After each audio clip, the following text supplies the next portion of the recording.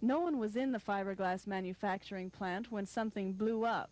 Inside were polyester rosin and methyl ethyl ketone, two explosive substances used to make fiberglass swimming pools. The neighborhood was filled with fumes, but firefighters put out the fire in 15 minutes. Fortunately, a nearby storage tank containing 2 truckloads of polyester rosin was untouched. The material could have caused a huge fire. The plant manager says the gutted building and its contents represent a loss of $100,000. But if the initial fire had triggered another explosion, the loss would have been much greater. Lisa Nielsen, WSFA TV News.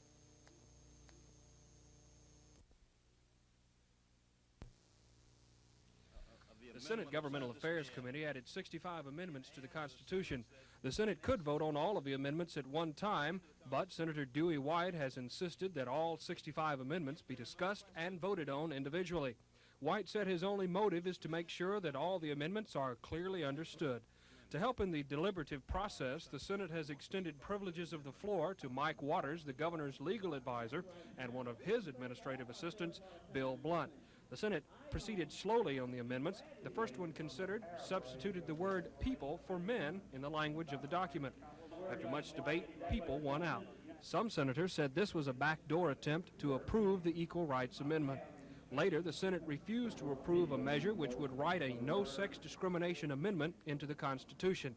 The debate on the Constitution is expected to continue. While the Senate debated the Constitution, the House was in the middle of a discussion on automobile tags. Representative Curtis Smith and Dwayne Lewis both had tag bills introduced and both talked to the House about them. Both the House and Senate will be in committee Wednesday and in session again on Thursday. Dennis Latham, WSFA TV News at the Capitol.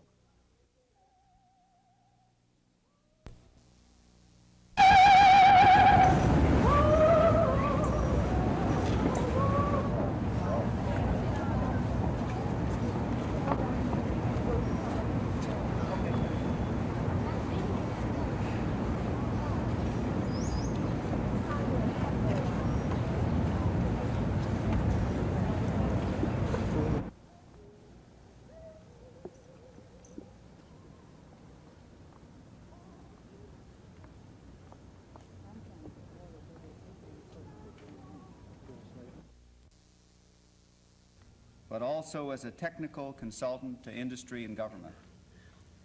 It is my pleasure, ladies and gentlemen. I think we are in a period today where, for some reason or other, people are unhappy about following an idea that I'll be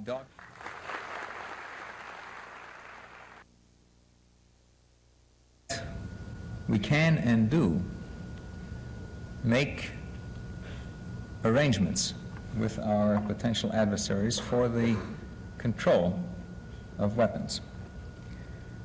And these arrangements make sense only if they can be properly monitored and verified. And that, of course, is where operations in space become very important indeed. Next year, this country will fly for the first time an entirely new space vehicle, the Space Shuttle. And it's my opinion that the existence of the shuttle will give us capabilities that are just beginning to be dimly understood. It's clear that from the point of view of using these capabilities for national security, our Air Force and the Air Forces of our allies will have to take the primary role.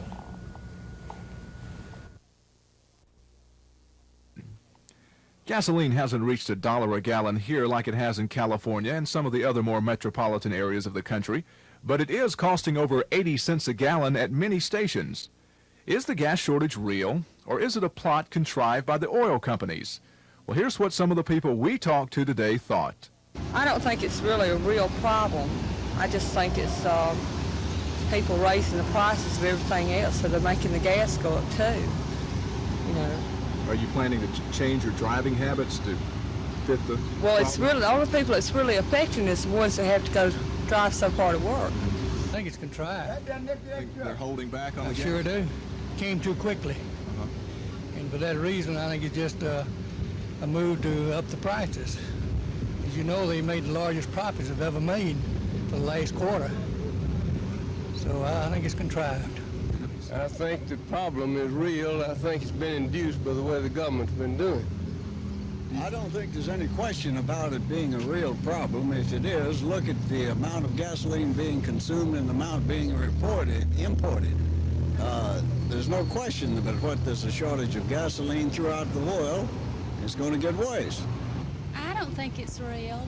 I think it's not going to be too big a problem in the South, but otherwise in California and all that, they do have problems, but I think it'll all work out. Are you going to be changing your driving habits any?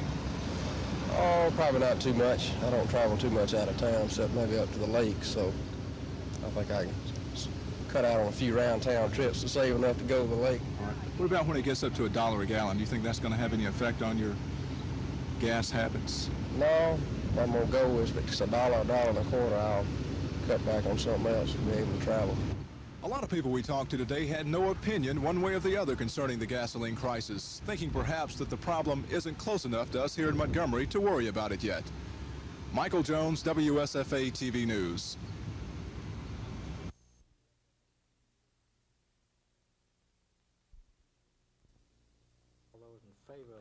The Housing Board voted yesterday to let the workers come back on the job and initiate a grievance procedure. Today, the workers struck again. They said housing officials betrayed them by agreeing to union recognition in a phone conversation last week. My lawyer called Oakland, and he said to Charles Price that he was sure that we could get the same thing that the city of Montgomery have, no less. That's what we was going to sell on. And so after he told us that at 4:30 in his office, that in Charles Price's office that evening, we got to the board meeting yesterday and they changed it. He reneged on that. Housing Administrator J.C. Miller says the strike has caused critical maintenance problems. We are behind in just our routine maintenance, plus the fact of getting the vacant apartments ready for the new people to move in. How much longer can the situation exist as it presently is? Not very much longer. We're getting behind in offering the service that we need to offer to the residents that live in our housing projects. At this point, this is the situation here at the Montgomery Housing Authority. There appears to be no special session of the Housing Authority Board to be called to meet this problem. The next meeting is the first Tuesday in June, and the maintenance situation within the Montgomery Housing Authority's 3,000 units appears to be deteriorating. This is Norman Lumpkin, WSFA TV News reporting. The Public Service Commission broke into its Alabama power rate increase hearings to look into the utility's proposed fuel adjustment charge for the month of June. The charge per 1,000 kilowatt hours for the present month of May amounts to $4.17. For the month of June, $3.49, a drop of 68 cents per 1,000 kilowatt hours.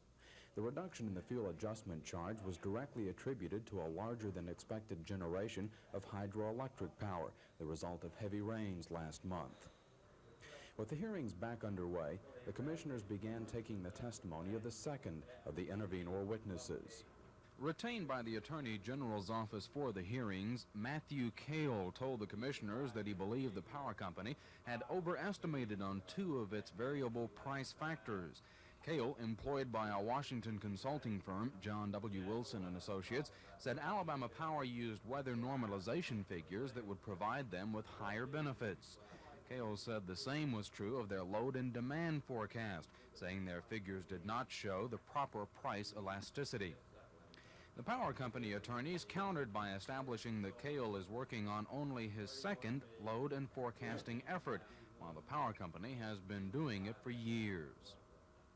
Consumer Protection Agency Attorney Joe Dawkins asked that the PSC investigate the utility's handling of the new construction power installations after 3 citizens complained to the commission that they could not get service. The commission says it must look at its authority before ordering such an investigation, but in the meantime, Commission President Juanita McDaniel has asked for a complete list of all customers who are having to wait for electric installation. Chris Grimshaw, WSFA TV News.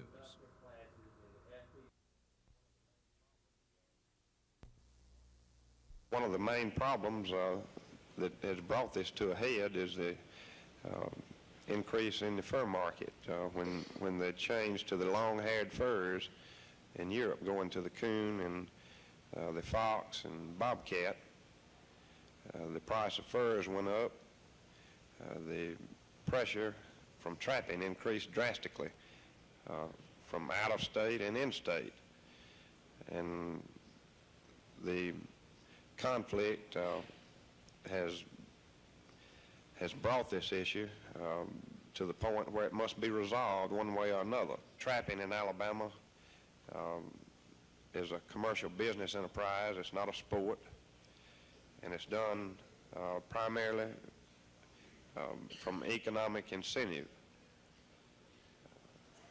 It is my hope that this committee will report a bill out, and it'll be passed by both houses of the legislature that will regulate trapping to the point that it is a sport in Alabama.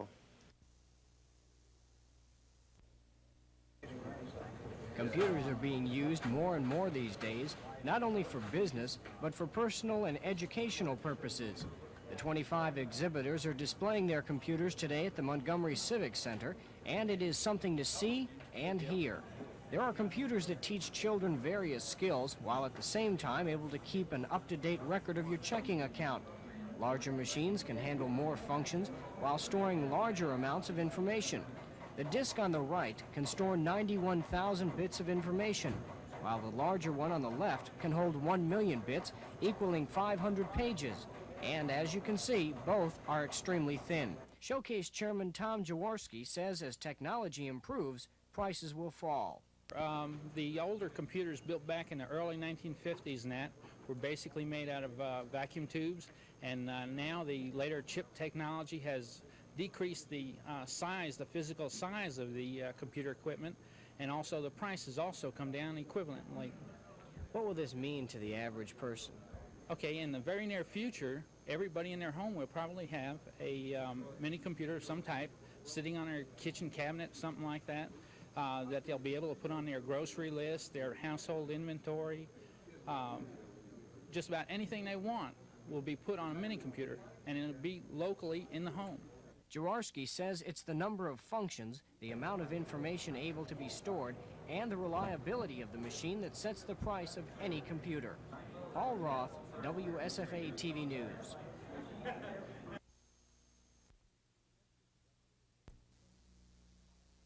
The executive director of the ACLU, Mary Weidler, filed a suit charging Governor James, named temporary receiver of the state's prisons, had failed to comply with prison reform orders issued by Judge Johnson. Today's order said because of the serious allegations made by the ACLU, a written response would be needed from Governor James before a ruling on the motion could be made. Judge Johnson said James has 20 days to submit the response. John Hamm, the governor's press secretary, says James feels the judge's prison reform orders have been followed. The governor feels that we have made substantial progress, and he is in constant communication with Robert Britton on this matter, and we'll be very happy to show what we have done and what also we have plans to do. Johnson also ruled today that the name of Robert Britton, the new Board of Corrections Commissioner, be substituted for that of Larry Bennett, the former commissioner, as a co-defendant in the suit. Michael Jones, WSFA TV News.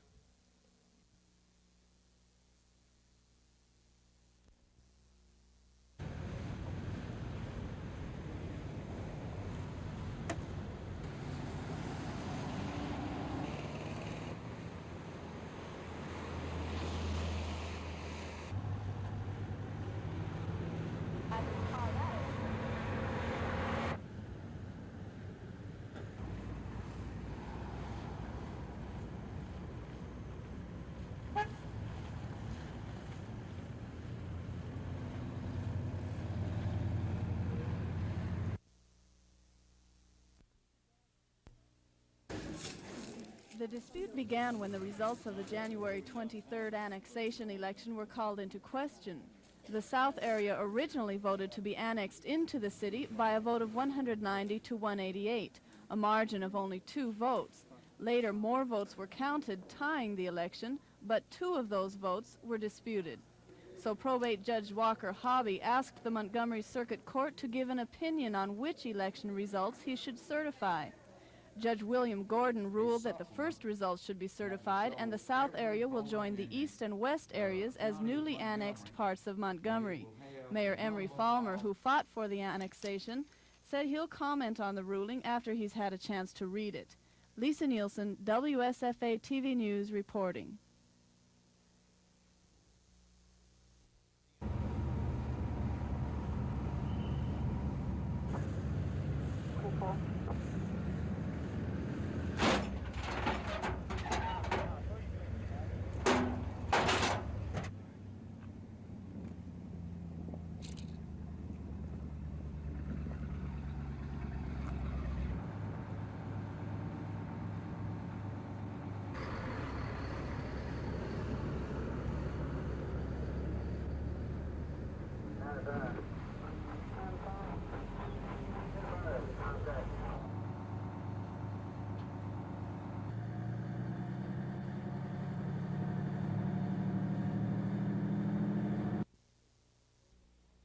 Graddick told law enforcement officials the code as is will benefit the criminal and hurt the public.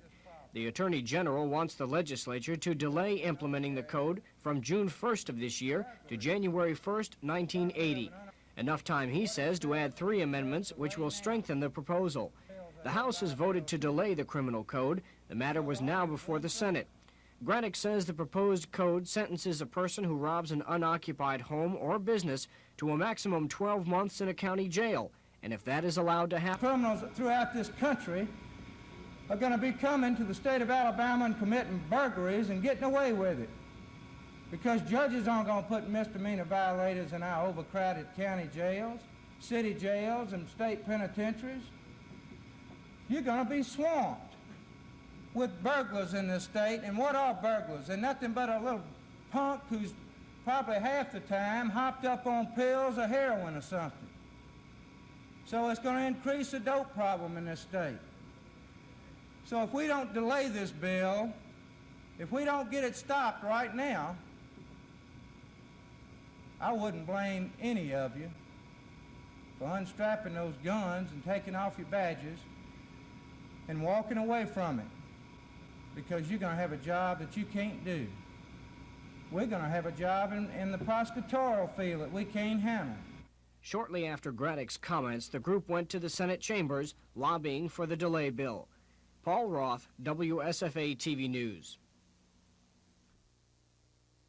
Also is in recognition is to point up some of the areas of, and there's little value on the skills and the resources that people have that are... Many of these programs are not as effective as they should be. Reported without rebuttal.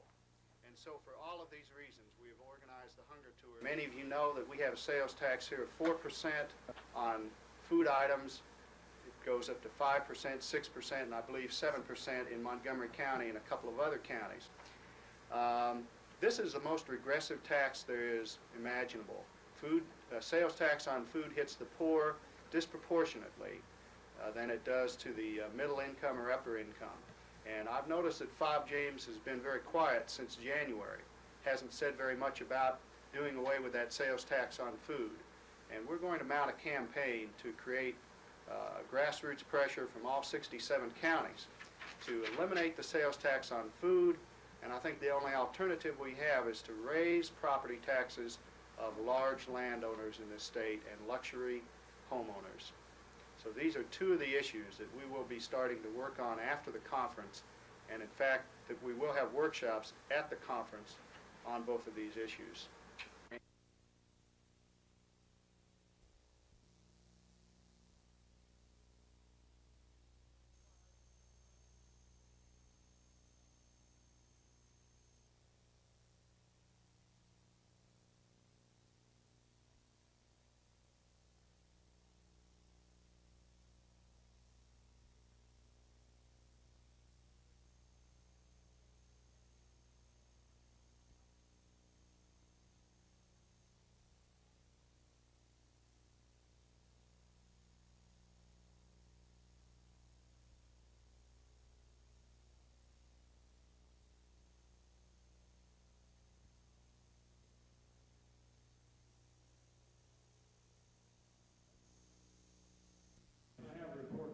Debate on the governor's proposed new constitution was delayed so the general fund budget and an employee raise bill could be considered.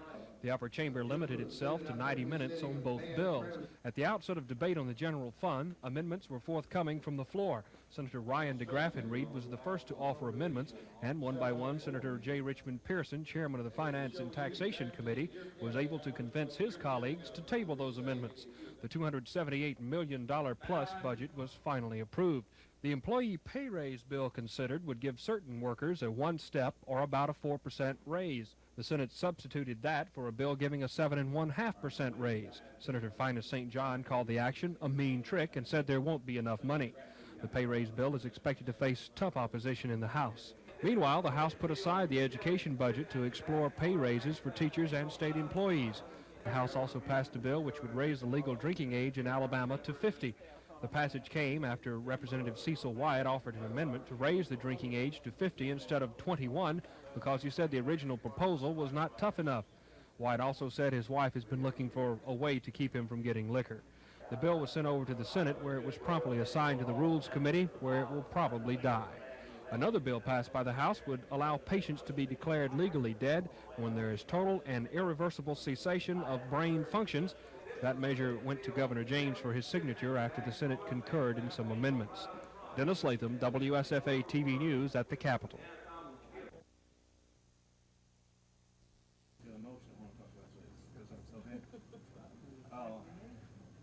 They're second.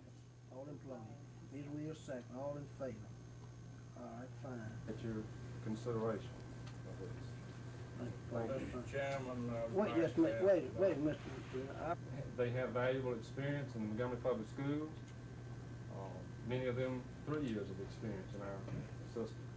They've made contributions to the education of boys and Brady and Lyon as of today, and the mayor has here. There are 7 invitations. Now 7 invitations. We got 3 bids, and the lowest bid was. Now this would be at the same salary, same fee.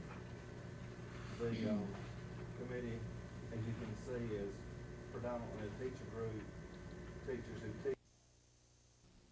The farmer has a problem when his supply gets up and there's an abundant supply, which we have right now in pork and poultry. The prices almost inevitably decrease. Their increase in production was prompted in these two industries by decreased supplies in beef. The pork industry has responded with 16 to 24% projected increase in supply. The poultry industry has responded with an almost equal 7 to 10%, which means that we have plenty of protein around now. As a matter of fact, we're at 1978 levels. It means that later on in the summer, when all of these hogs begin to come to market, that we'll have an abundant supply, really, of these protein items. This should be good news again to the consumer, but the farmer is going to see decreased prices. As a matter of fact, he's already seeing them.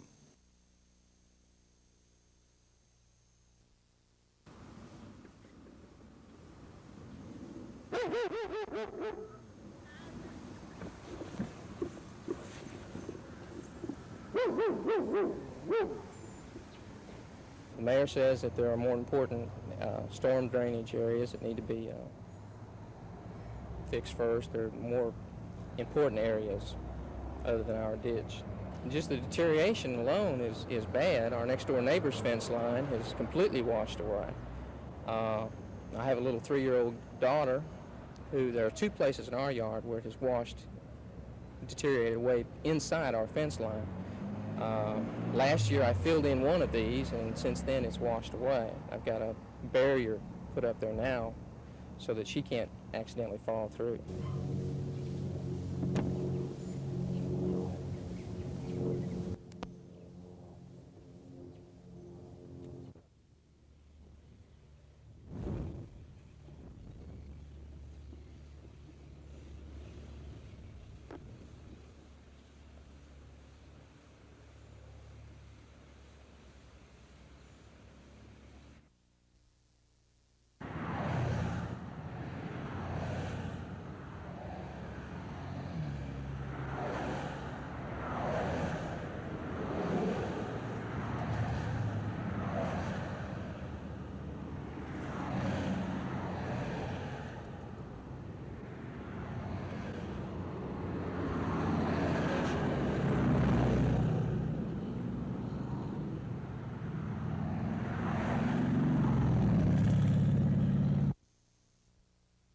many issues as participants may want to raise, and time to a variety of people on a variety of issues, than to have.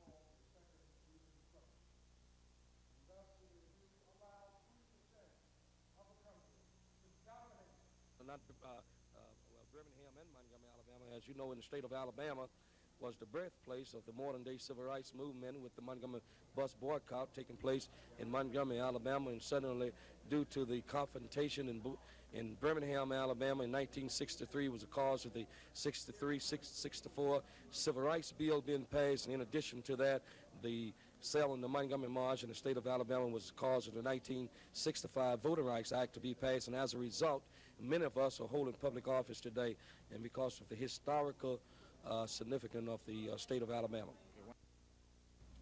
Who could not get elected to office, designed to organize in those congressional districts networks of persons who will attempt to make those whom we elect more responsive to organizations in those districts to do two things. To the meeting in Birmingham, Alabama this weekend has nothing to do with politics whatsoever. We are not here to endorse any candidate, to support any candidate, oppose any candidate. The purpose of this meeting is a Black Alabama homecoming for distinguished Black Alabamians that was born in the state of Alabama and are living in other areas and that have made a contribution to their particular field, whether it's civil rights, politics, education, or sports. And unfortunately, the statement that Congressman John Conyers made on yesterday, or day before yesterday, he made it in connection with 5 other members of the United States Congress, that they were against President Carter. And from what I understand from Congressional Black Caucus members here today is that Mr. Conyers is making a statement on his own. It had nothing to do with the position that the Congressional Black Caucus has taken on any candidate, because they have not met and decided what candidate they want to support. And that will not be decided here at this conference in Birmingham.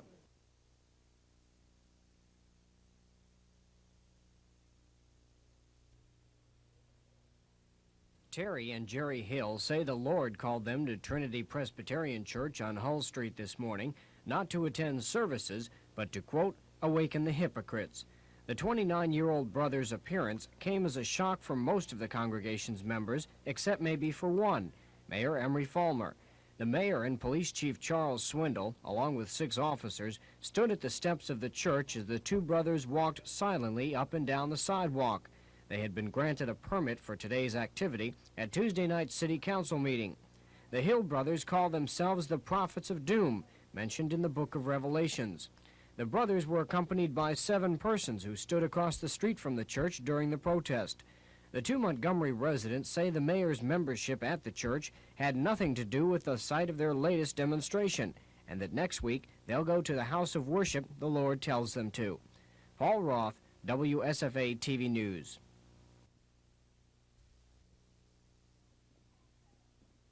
Over 22,000 students have passed through the front doors of the Highland Avenue Elementary School since it opened 75 years ago, including myself. The school was called Highland Park School until the name changed in 1926.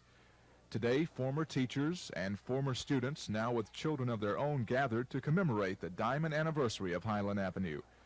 There were a lot of old faces to remember, or at least try to remember, and a lot of reminiscing to catch up on. Robert Howard, who we called Bobby when we went to school together, was here today, checking out the old name list. And my 5th grade teacher, Mrs. Bill, was also on hand. Several education officials were also here today for this very special occasion. A lot of things have changed during the past 75 years, but some things, like students and teachers, will always be the same. Michael Jones, WSFA TV News at the Highland Avenue Elementary School. Montgomery businesses that violate the state's Sunday closing law will find themselves in an unpleasant situation tomorrow. The Montgomery Police Department has announced a crackdown on the closing law violators beginning Sunday, May 27th. Any store that's in violation, I will sign an affidavit on either the owner or the proprietor and bring the case to court. What type of stores will be watch tomorrow in this crackdown? Any store that's not exempt by law under Title 14, Section 420 of the state code. Now which ones are exempt? Do you know? Well, I can give you a few examples: a drugstore, florist shops, delicatessen, restaurant, and so forth.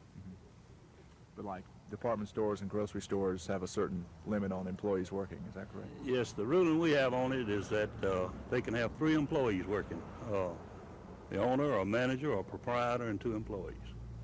Montgomery Police Chief Charles Swindle says the crackdown was prompted by complaints from several churches, church organizations, and individuals. Michael Jones, WSFA TV News.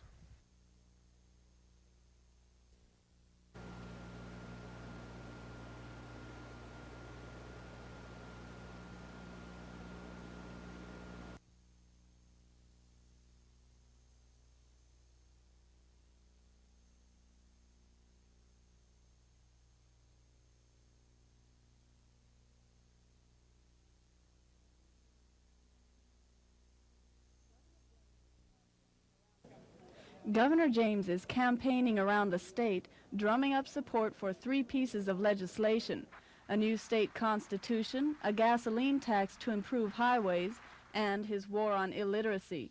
But he was not prepared for a confrontation with the American Civil Liberties Union president. Bernard Bray charged that the Alabama justice system is racially biased. I believe that the system of justice in this country ought to be colorblind.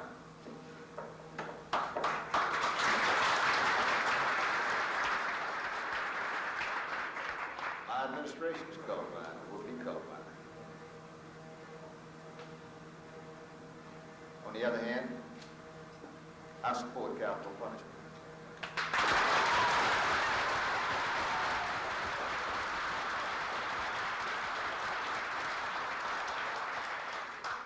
High time in this country somebody started paying attention to the innocent men and women that die a vicious death by the gun or the knife. And in the recent Evans case, John Evans walked into a white man, walked into a pawn shop in Mobile, Alabama, and shot down that keeper in cold blood in front of his 2 daughters. Case went through Alabama Supreme Court.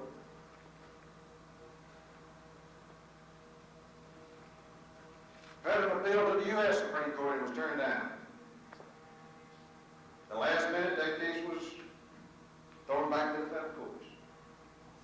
Now, where that's right or where that's wrong, ladies and gentlemen, I'm not bad to say. But I believe this. I believe that the laws of this land, as enacted by your governing bodies, if they are legal laws, and if they are constitutional laws, then they need to be carried out. Most of the governor's audience responded warmly to him, and he said it was good to be among the people again. After all, he hasn't been out campaigning for several months. Lisa Nielsen, WSFA TV News reporting. After being thumbed out of the game by home plate umpire Matt Fairchild, Summers and Fairchild were bumping each other in a heated argument. Base umpire Dave Strawn joined the pair and tried to forcibly restrain Summers. It was then that Summers struck Strawn. There seems little doubt that Summers hit the umpire. The question which President Billy Hitchcock must apparently address is, were both Summers and the umpire at fault? Summers for striking the umpire, and the umpire for grabbing the manager. Summers says he repeatedly told Strawn to take his hands off him. Hitchcock, in this interview with WJXT's Paul Cameron, seems to indicate both manager and umpire were wrong. The umpire is the authority on the field. And of course, his job is to control the ball game, run the ball game. But that doesn't mean to say that an umpire can't be wrong sometime too, you know, Paul. They're human, and they make mistakes. We like to feel that all the mistakes they make are honest mistakes there. And in some cases, an action by an umpire provokes a player or manager to do some things they normally would not do. However, that provocation or that inciting of a player or a manager by an umpire gives that player and that manager no right, no privilege to touch, bump, confront an umpire, because he is the authority on the field. And as in everyday living, you know, justice has to prevail, and there can be, of course, in a situation like this, two wrongs. Mm-hmm. What is the status now of Denny Summers? Well, don't think that Denny's situation is as serious as I thought it would be when I had some information, but after talking with him and seeing the films and talking to some other people, it's serious. Anytime a player or a manager makes contact, as I said, with an umpire, whether it's intentional, accidental, in wrath, or just what, that is a serious situation. That's just the law in baseball. 4 other meetings, like this one in Montgomery, were held across the state today. It was the Alabama State Employees Association's way of protesting the lack of a pay raise for this year. At the Civic Center, nearly 150 persons listened to various speakers praise the employees for their work. Members of several state departments spoke of the seriousness of the situation in light of double-digit inflation. ASEA President Sam Coleman blamed the low turnout on the fact that most of the state employees had to work a second job in order to make ends meet. He advised the crowd the James administration is still learning about state government. Coleman reminded those attending the rally the Senate has approved a 7.5% cost of living pay raise for state employees, and the measure will be introduced in the House on Tuesday. The association president says state employees are willing to hold down the rising cost of state government, and a 7.5% increase is reasonable. Coleman says they still believe the legislature is receptive to a pay raise for both state employees and teachers, but the critical time will be 5 days before the end of the session. He says that's the time it takes to get a bill passed. Paul Roth, WSFA TV News. Many young persons headed for college will find the cost of higher education keeping up with and, in fact, paralleling the general increase in consumer prices. If a school, university, or college does not raise its tuition, rooms, or book fees, the cost of living while attending the college will still increase at a rate of about 12.5% a year. Housing, food, gasoline for commuting, clothes, all are increasing at an inflation rate of 1% per month. I suspect the ones who will be affected the most will be those that we may refer to as being from the middle income bracket. This seems to be the trend among all things, that those are the ones who are affected the most. However, efforts have been made to accommodate these people. Students who are from low income or those who are in dire need of financial assistance can get that assistance through our financial aid office, and those who are not in financial need should have no problem in the small increase in tuition. But the middle income group is being accommodated by a relaxation or a change in the criteria for eligibility. For example, for the Basic Educational Opportunity Grant, a family of 4 with 1 parent working and with 1 student in school, that student in school now may qualify for a Basic Educational Opportunity Grant so long as the family income does not exceed $25,000. How do you expect this tuition increase to affect enrollment? I don't feel that the increase has gotten to the level that's going to have any deterrent to enrollment. Because really, when a student only pays 25% of their total educational cost, is probably one of the best bargains in the country now anyway. The next few days will be rich with memories for high school seniors who only hope the future is not too expensive to afford. Ivy Berman, WSFA TV News.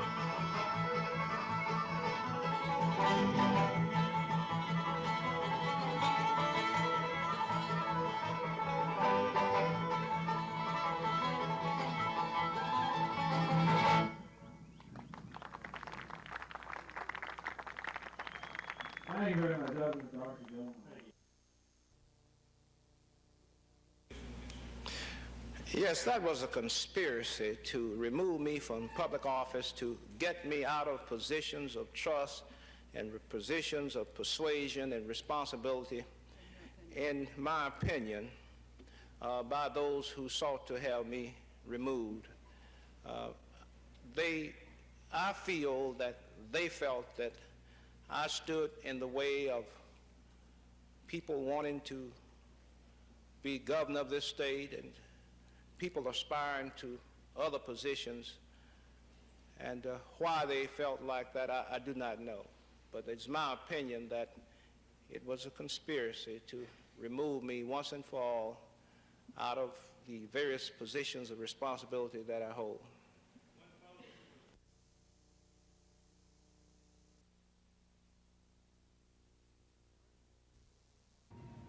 During the past several months, gas stations have been placed under a gas rationing plan from their distributors, forcing many to cut down their hours of operation. Many of the 24-hour stations changed to 18 and even 12-hour work days, and some stopped Sunday operation. Even so, the Southeast has been lucky in as far as gas availability. Supplies of gasoline are tight, but we think that they're manageable. In other words, we think that everybody will have gas. What we would hate to see is situations like occur in California where people start panic buying. The AAA Motor Club is telling its members to be aware of some service station closings, but it's not warning its members to stay home on the Memorial Day weekend. Throughout the Southeast, virtually all service stations will be open during the regular daylight hours, and surveys indicate that the Southeast will have more stations open after hours than the national average. Nationally, over half the service stations will be open after 6 on Saturday, 61% after 6 on Monday. In the Southeast, 62% will be open after 6 on Saturday and 73% after 6 on Monday. Very few local service station operators feel that they will outsell their supplies this weekend. The best warning to the motorists can be, buy gas early. We're anticipating that we will have no areas of the state that will be out of gasoline, and if anybody's traveling through the state, they really should try to stick to the major thoroughfares, and we'd suggest that they buy their gasoline in the major metro areas. With the figures showing an above-average availability of gas in the Southeast, it has been seen that the tourism industry has not suffered. Dennis Latham has more. Tourism is Alabama's #1 industry. According to figures from the State Bureau of Publicity and Information, $1.73 billion were spent by travelers in Alabama in 1978. This represents a 28% increase over 1977. State officials say so far gasoline supply problems do not seem to be greatly affecting tourism in the state. Reservations around Alabama in the various state parks are reported to be unaffected as well. Most report solid bookings for this holiday weekend. The state lodging tax is one thing that can be used as an indicator of tourist traffic. State Revenue Department figures show significant increases in tourism through this tax. For the first 7 months of this fiscal year, lodging tax was up an average of 16.6%. More recently, these numbers have been larger. January 1979 was almost 24% ahead of the same month in 1978. February was 18.14% ahead of the same time last year. March was 4.52% behind March of last year. And for the month of April, the revenue from the lodgings tax was reported up almost 50% from April of 1978. While other areas of the nation are having problems with gasoline supply, Alabama and its tourism industry does not appear at this time to be adversely affected. Dennis Latham, WSFA TV News.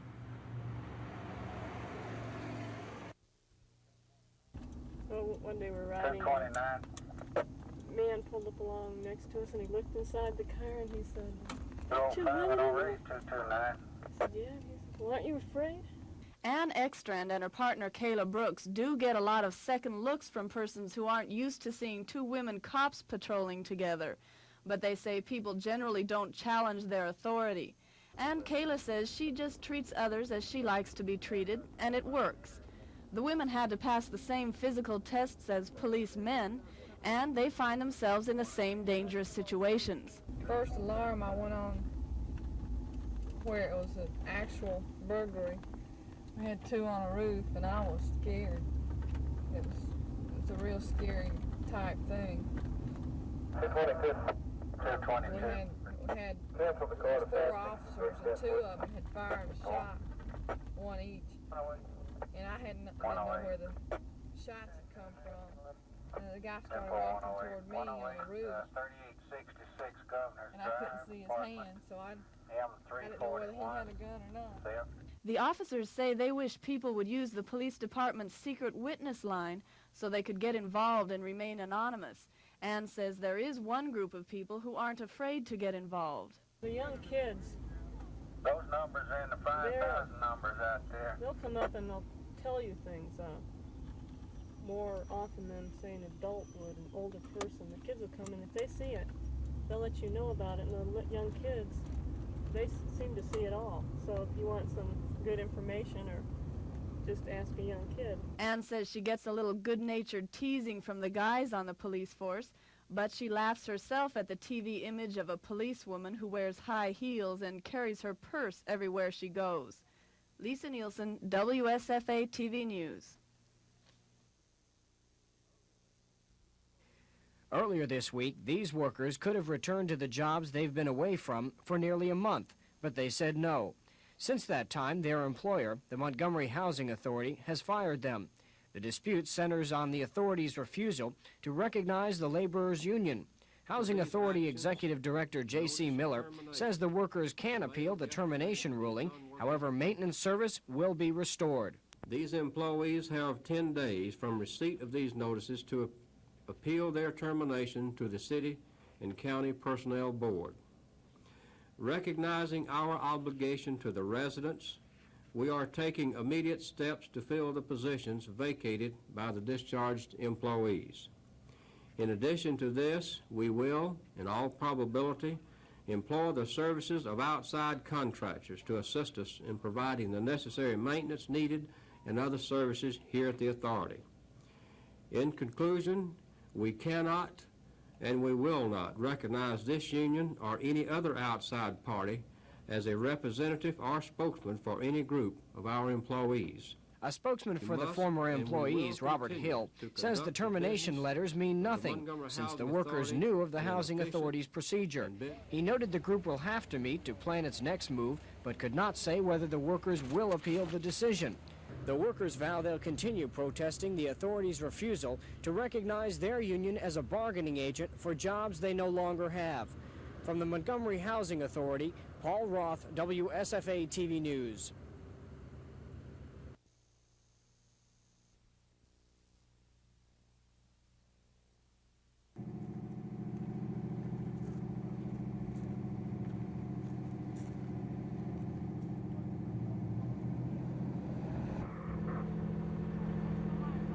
This ethyl bromine, I believe, there's 2 tanks in the back. One of those has exploded and it shook the place up pretty bad. We've got an eye on the other one. We know where it's at now. Talk to the chief yet, but they over on the other side. No idea how the fire started?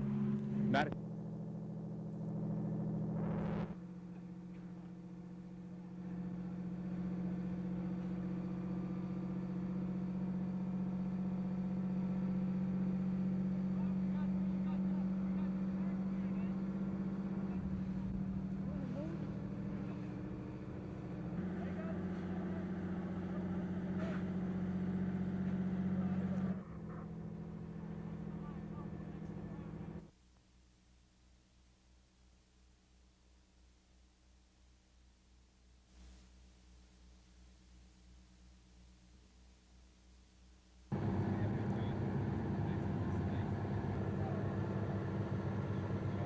Had a lady customer who's a regular customer came in and was gassing up and drove off and forgot the filler pipe was still in her tank.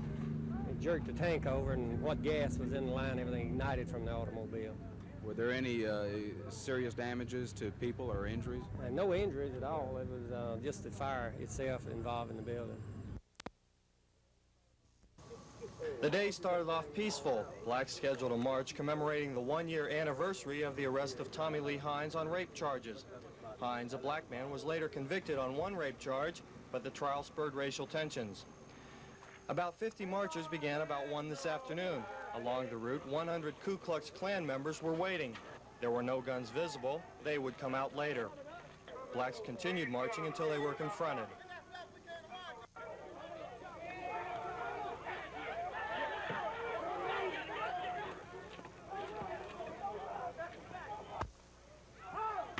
Shots were fired.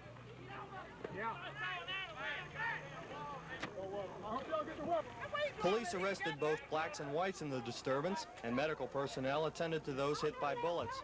Reportedly, at least 2 Klansmen and 1 marcher were hit.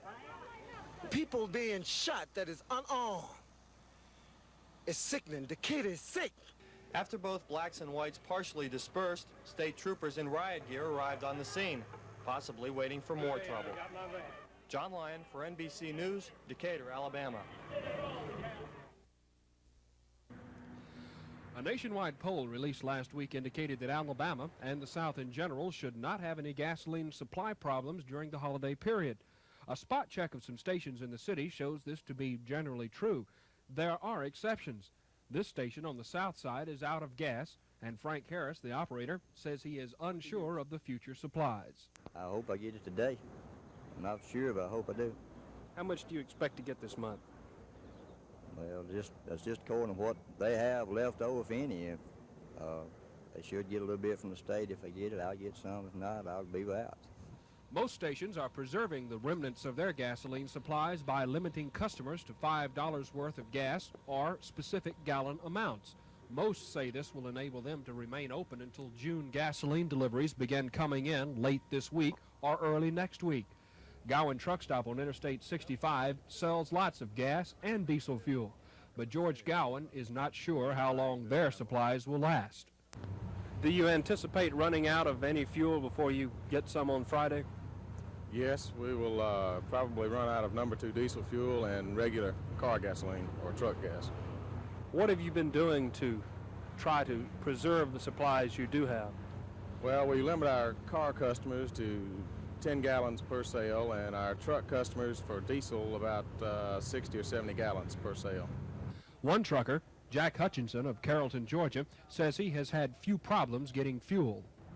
Well, I hadn't had all that much trouble about finding any fuel. There's been a lot of places down in Florida that they hold them back on how much they let you have, but other than that, the overall situation been fairly good about getting it. What about in Alabama particularly?